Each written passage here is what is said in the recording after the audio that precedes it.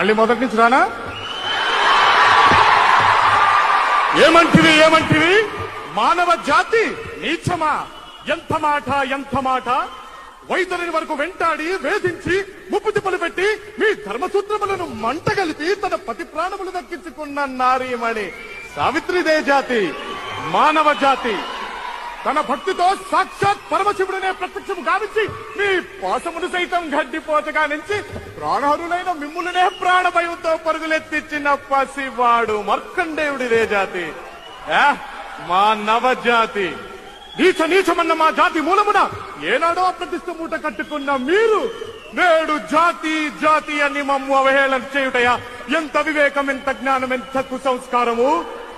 నేటి నుంచి దేవుడు అదుకుడు నడు రథముడు అన్న కించ భావాన్ని కూకటి వేళ్లతో సైతం పెకలించి వేసదా?